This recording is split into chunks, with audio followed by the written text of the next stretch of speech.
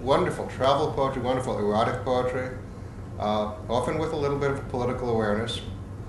No, I think this is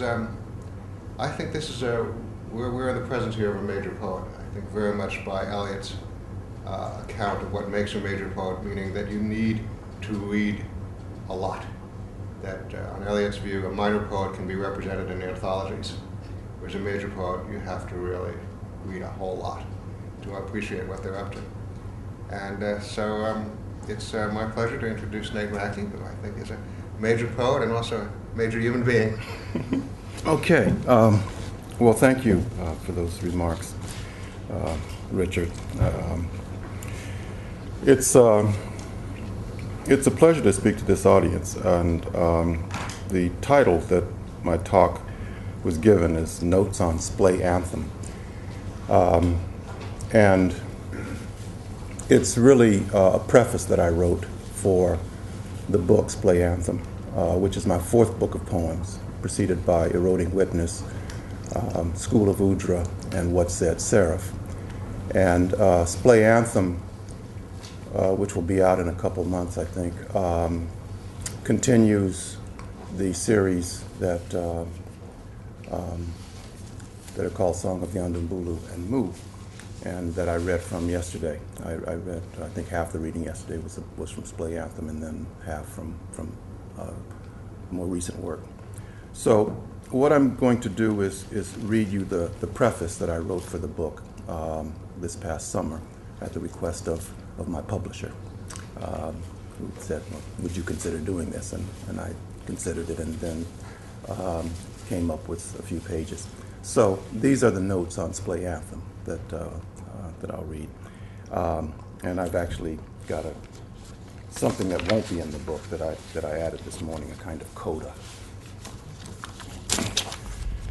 Splay Anthem takes up and takes farther two ongoing serial poems, Song of the Andumbulu and Mu, the two now understood as two and the same, each the other's understudy.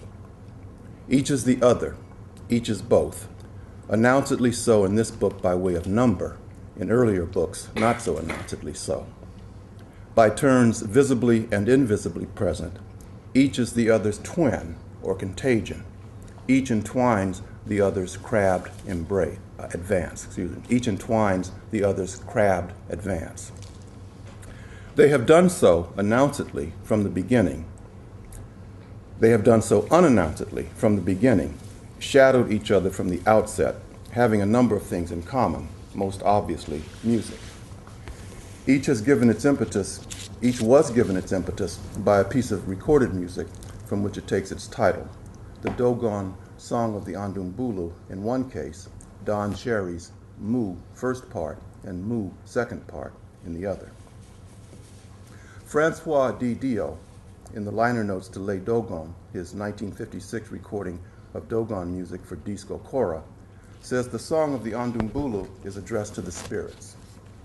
Part of the Dogon funeral rites, it begins with sticks marking time on a drum's head, joined in short order by a lone, laconic voice, gravelly, raspy, reluctant, recounting the creation of the world and the advent of human life. Other voices, likewise reticent, dry, join in, eventually build into song, a scratchy, low-key chorus.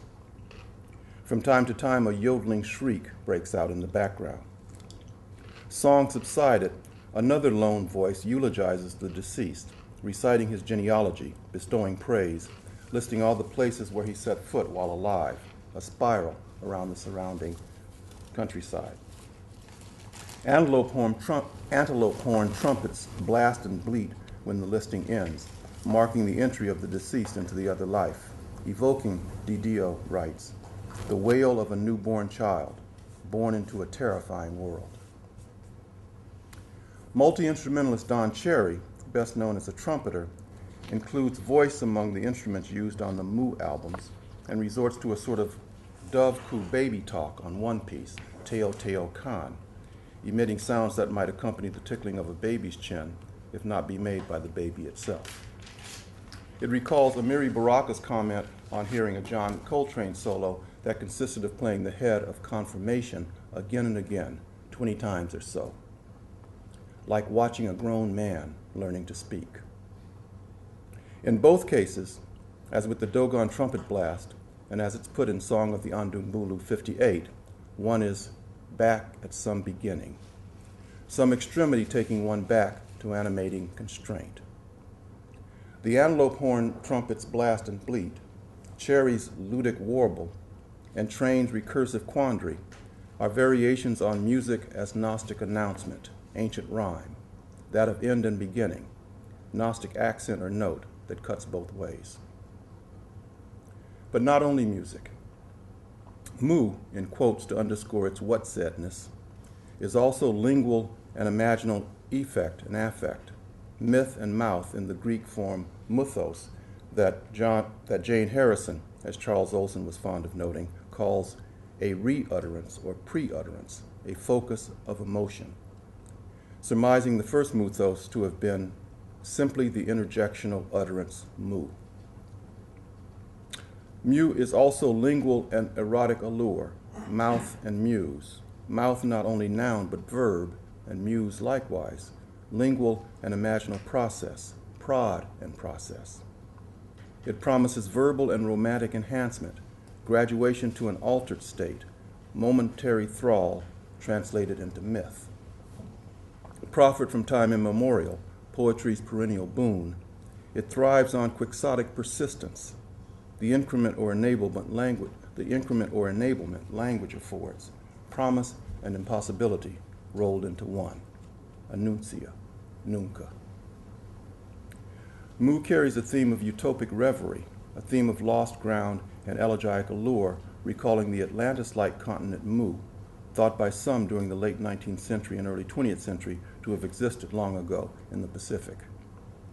The places named in the Song of the Andumbulu, set foot on by the deceased while alive, but lost or taken away by death, could be called Mu. Any longingly imagined, mourned, or remembered place, time, state, or condition can be called Mu. Wandering and run come into both series, shaded or shadowed by rut, the condition they seek to undo or to come to new terms with, as though roust, rout, rouse, and the like were rut itself differently understood, an itineracy endemic to the medium, echoing the flight and fugitivity the poems point to and report. The poems we, a lost tribe of sorts, a band of nervous travelers, know nothing if not locality's discontent, ground gone under. Sonic semblances age-old promise, rhymes reason, the consolation they seek in song, accents and further aggravates movement. The songs are increasingly songs of transit, sameness and similitude dispersed, worry location, fret constituting historical shorthand. Glamorizations by the tourist industry notwithstanding, travel and migration for the vast majority of people have been and continue to be unhappy, if not catastrophic occurrences brought about by unhappy, if not catastrophic events. The Middle Passage, the Spanish expulsion, the Irish potato famine, conscripted military service, indentured labor systems, pursuit of asylum. I wasn't aware of the Andumbulu's relevance to ground gone under until I read Marcel Griol and Germaine Dieterlin's The Pale Fox in the late 1980s, though the whispered sotto voce recitation and singing heard on the Song of the Andumbulu track on Les Dogon planted an intuitive theme of underness when I first heard it in the early 1970s. From Griol and Dieterlin, I learned that the Andumbulu are a failed, earlier form of human being in Dogon cosmology, one of the results of the pale fox Ogo's cosmic revolt and incestuous penetration of the earth in pursuit of his lost female twin. The Andumbulu, along with the Yiban, who were born of that union and in turn gave birth to them, live underground, inhabiting holes in the earth. Given the centrality of various forms of graphic inscription in Dogon cosmology, the cosmogonic potency and role of sign, figure, drawing, trace, diagram, outline, image, mark, design, and so on, for all of which the Dogon use a careful, hair-splitting terminology, along with the strikingly tactile, abraded vocality, the grating graphic tone and timbre of the Song of the Andumbulu itself, I couldn't help thinking of the Andumbulu as not simply a failed or flawed earlier form of human being, but a rough draft of human being, the work in progress we continue to be. The commonplace expression, man's inhumanity to man, has long acknowledged our Andumbuluousness. The song of the Andumbulu is one of striving, strain, abrasion, an all but asthmatic song of aspiration. Lost ground, lost twinness, lost union, and other losses variably inflect that aspiration, a wish, among others, to be we, that of the recurring two, the archetypal lovers who visit and revisit the poems, that of some larger collectivity, an anthem would celebrate. The song of the Andumbulu is Dogon deep song, Dogon Kante Hondo. As in Kante Hondo, inauspicious prospects attenuate the voice. Rasp and aridity hold sway, affliction and response to affliction. Rasp our lone resort, as it's put in What Said Seraph. As in Kante Hondo, attenuation extends the voice. It stretches it, strings it out.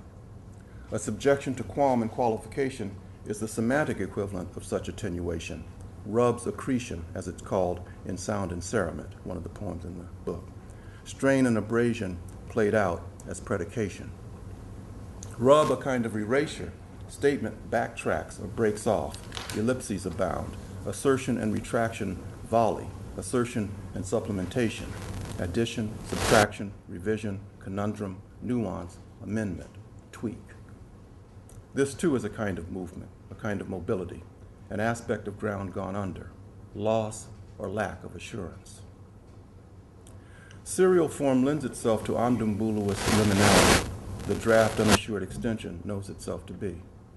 Provisional, ongoing, the serial poem moves forward and backward both, repeatedly back at some beginning, repeatedly circling or cycling back, doing so with such adamance as to call forward and back into question and to suggest an eccentric step to the side, as though driven to distraction by short-circuiting options, it can only be itself beside itself. So it is that Mu is also Song of the Andumbulu, Song of the Andumbulu, also Mu. H.D.'s crazed geese, circling above the spot that was once Atlantis, or the Hesperides, or the islands of the blessed, come to mind, as do John Coltrane's wheeling, spiraling runs as if around or in pursuit of some lost or last note, lost or last amenity, a tangential, verging movement out, outlandish. The ring shout comes to mind, as do the rings of Saturn, the planet adopted by Sun Ra, one of whose albums, Atlantis, opens with the cut called Mu. Emblematic of an outside seriality wishes to reach, ringing is sonic resurfacing, a step up as well as out. It invites echo, reverberation, overtone, undertone, resonance, and repetition. In seriality, rasp is recursive form, a net of echoes. It catches. One hears this in the music of Glenn Spearman, a San Francisco Bay Area tenor saxophonist to whom 4 of the poems herein, published in 2002 as a chapbook entitled 4 for Glenn, are dedicated. Poems in which rung is both noun and verb, in which climb, we're reminded, rhymes with chime. The chapbook title deliberately echoes that of my first chapbook, 4 for Train, itself taken from and echoing that of Archie Shepp's 1965 album dedicated to John Coltrane.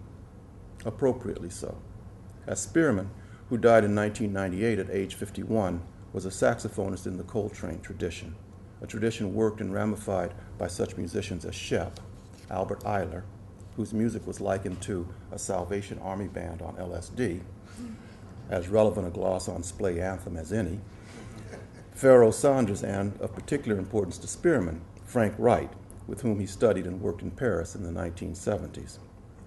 Appropriately so in other ways as well, as Glenn's music could be pointedly echoic. Toward the end of his 1993 composition, Thinking of Frank, he quotes from the piece Wright wrote in memory of Train, 1 for John. Here echo is homage, lineage, a school of ancestors, as Wilson Harris would say. Echo is also the specter of dispersed identity and community, staggered adjunction or address, recalling Robert Duncan's commune of poetry. One echoes oneself as well, a consequence of time not to be avoided that seriality makes conscious work of. Song of the Andumbulu 48, harking back to Song of the Andumbulu 10, 3 titles in the Muse series, recalling my essay, Sound and Sentiment, Sound and Symbol, and so on. One finds oneself circling the susceptibility of previous moments in the work to revisitation and variation, conducing to a theme of articulation's non-ultimacy, a theme, too, of mortality and new life. Earlier moments can be said to die and live on as echo and rearticulation, riff and recontextualization, alteration and reconception. The Song of the Andumbulu is one of burial and rebirth, momentary utterance extended into ongoing myth, an impulse towards signature, self-elaboration, finding and losing itself. The word for this is ithm, spelled Y-T-H-M. Clipped rhythm, anagrammatic myth. Revisitation suggests that what was, and by extension, what is, might be otherwise. By myth, Olson quotes Harrison quoting Aristotle, I mean the arrangement of the incidents. This in advancing a sense of alternative, a special view of history. Against presumptions of an objective ordering of history, Olson elsewhere poses, quote, what we know went on, the dream. This applies to present as well as past history, which is why we know or think we know it. Dream, the tendency of events to overwhelm rendition, is also rendition's wish to compete, often in the form of telic assurances, positing eventual, if not imminent, transparency and redemption. Even the Gnostic indictment of history as nightmare and delusion carries a prescribed awakening which, if gnosis is to be Gnostic enough, would have to allow it might itself be only a dream. When rendition knows or thinks it knows this, dream and awakening relativize each other. As Ed Roberson puts it, to dream is not to dream if waking up is never finished.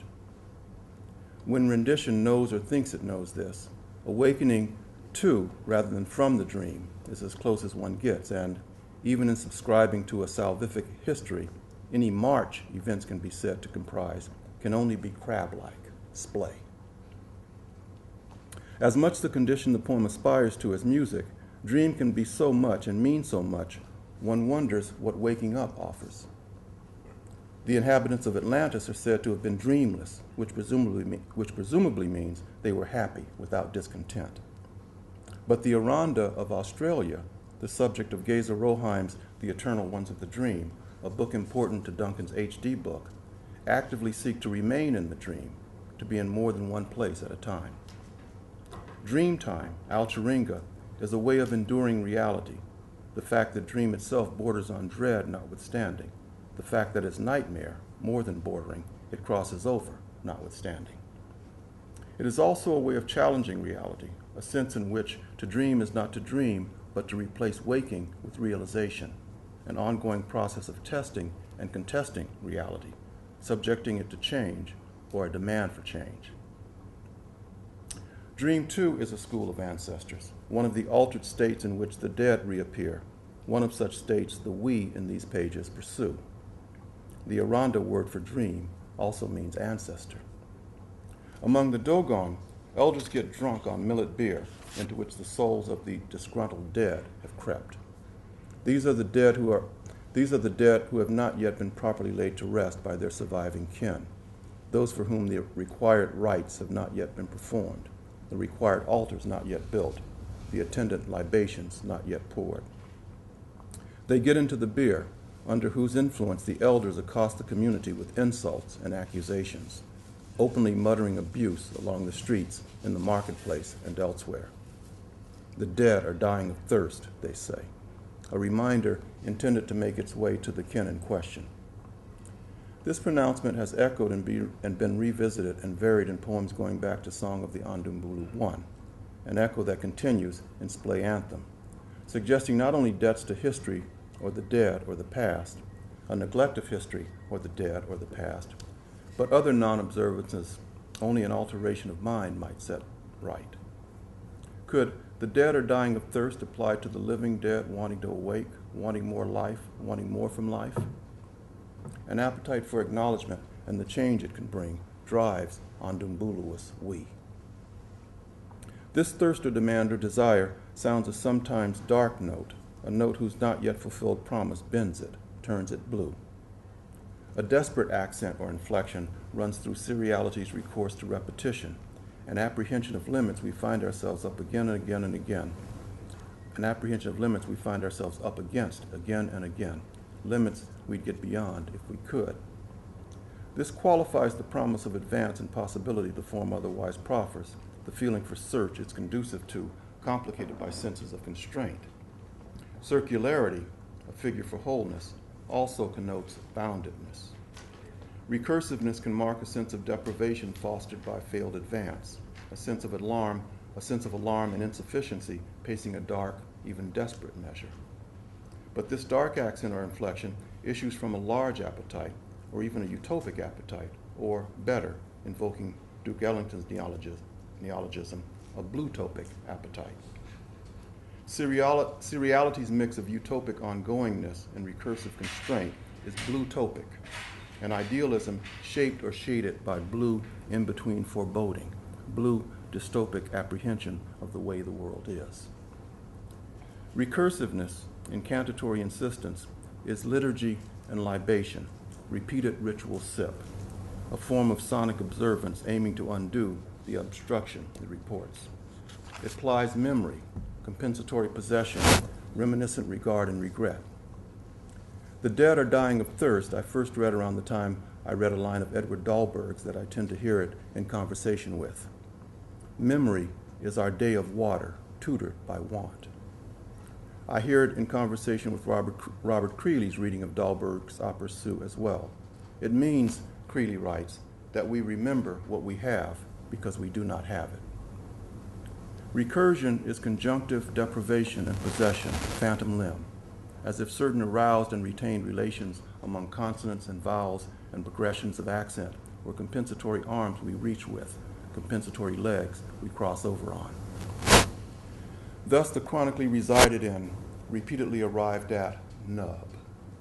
Nubbed version, nub. Place name and diagnosis fraught with senses of diminishment. I should probably say the book is divided into three sections. The first section is called break, the second section is called fray, and the third section is called nub. Thus the chronically resided in, repeatedly arrived at, nub. Nubbed version, nuh. Place name and diagnosis fraught with senses of diminishment. Failed extension or falling short, but not only that. The proverbial nub drawn back from overreaching, but not only that. Phantom limbs compensated occasion, but not only that. Remnant wish, but not only that. I don't know everything nub is, or implies, or might mean. Nubbed version of numb, as well as Nubia, but not only that. Only that it offered itself, the predicament it appeared intent on naming, having to do with the dreariness of recent events, as well as ontology, the imperial flailing republic of Nub the United States has become, the shrunken place the earth has become, planet Nub. In a match that seems to have been made in hell, hijacked airliners echo and further entrenched a hijacked election. Cycles of recriminatory assault further confirming a regime of echo, the poem's recourse to echo would cure homeopathically if it could. The long odds against that are enough to induce an exasperated scat or an incipient stutter or a lapse into baby talk, nuh, an impulse to caricature history and to become idiot nameless, as Harris puts it, the advent of Unsay's Day, as it's put in Song of the Ondumbulu 58. Such odds are enough to induce bird talk and to condition bird talk, talk by birds and for the birds, the prototype for music and poetic language among the Kaluli of Papua New Guinea, as well as for Olson, who, addressing poets, says, "The airs which belong to birds have led our lives to be these things instead of kings." Stephen Feld writes about the Kaluli in Sound and Sentiment, a book which, along with Victor Zuckerkandl's Sound and Symbol, gives the essay Sound and Sentiment, Sound and Symbol its title, and is recalled by 3 titles in the Mu series: Sound and Semblance, Sound and Sentience, Sound and Cerement. Feld relates a story the Kaluli tell regarding the origin of poetry and music, the myth of the boy who became a moony bird, a kind of fruit dove with a bright purple-red beak. The boy turns into a moony bird and resorts to its cry when his older sister denies him food, a semi-sung, semi-wept complaint the Kaluli identify as the origin and essence of music and poetic language. To poetize or sing is to talk like a bird, a way with words and sound given rise to by a break in social relations, a denial of kinship and social sustenance, as if the break were a whistling fissure, an opening blown on like a flute. Mu, then, also as in moony. A sign of estrangement, to poetize or sing is to risk irrelevance, to be haunted by poetry's or music's possible irrelevance. Tell it to the birds. But nothing could be more relevant than estrangement, involved as we are in what Harris calls the funeral of an age of global intimacy and predation. Gisalo, the most Kaluli of Kaluli song forms, and the one that most closely approximates the sound of the moony bird, has the melodic contour of the moony bird's cry, and is a form of singing that crosses over into weeping. Like the song of the Andumbulu, it is addressed to the spirits. The Kaluli sing it at funerals, and they sing it during spirit medium seances as well. Kaluli poetics posits poetry and music as quintessentially elegiac, but also restorative, not only lamenting violated connection, but aiming to reestablish connection, as if the entropy that gives rise to them is never to be given the last word. As with the Dogon trumpet blast or the post-burial parade in New Orleans, music, something undaunted wants to move no matter how inauspicious the prospects, advance no matter how pained or ungainly. So that's where the preface ends. And let me add a coda. In Song of the Andumbulu 26, I wrote of beginning to say goodbye, began or re-began to so write. We were in retreat, beginning to bid the senses goodbye, not yet ready, wondering if we'd ever be, or if ever when, walked a deserted beach on lone coast. This echoed Song of the Andumbulu 21's endless beginning, endless goodbye, to be echoed in turn by Song of the Andumbulu 34's tropic wind out of nowhere, whirled a magnetic rock, clung to, the better to be let go, they insisted, beginning, they said again, to say goodbye. That was in What Said Seraph. In Splay Anthem, it comes again in Eye on the Scarecrow's underwater, oddly immersed, bodies long since bid goodbye, we lay in wait, remote muses kept us afloat. Which harks back to Andumbulu's brushes, never done saying goodbye, once begun, reach though they would, notwithstanding, finality's hand, an abstraction, answerless, aloof. Worked, reworked, worried, in Song of the Andumbulu 42's, having long bid ourselves goodbye, we begged off leaving. Then there's Song of the Andumbulu 46's, wound wave-like, snake-like, looked at from Ursat's heaven, having so lain, recollected, began again to say goodbye. Which echoes Song of the Andumbulu 42's, said goodbye having hardly begun, to be revisited by Song of the Andumbulu 52's, we were beginning to be dead, it seemed. Further worked, worried by Song of the Andumbulu 58's, tape ran away in reverse, took us with it, beginning to be alive, it seemed. In turn echoed by Sound and Cerement's, beginning to be the end, it seemed. Ending begun to be come to again, ending going on and on. All of this harks back to Armand Schwerner's The Tablets. tablet 20s, we have begun to say goodbye to each other and cannot say it finally. The which immediacy rides me. Repeated with variation in tablet 21s, we have begun to say goodbye to each other and cannot say it finally. My untranslatable torsion of anger. Both of these repeat, work, worry, 3 lines in George Oppin's Some San Francisco Poems. We have begun to say goodbye to each other and cannot say it. All of this I also hear in conversation with Ed Roberson's work, whose lines, "To dream is not to dream if waking up is never finished," serve as an epigraph to the first poem in Splay Anthem. "You are bitten by birth," Roberson writes elsewhere. "It isn't a trick. You start dying." The dream is that this isn't so. To leave is not to leave if goodbye can be made endless.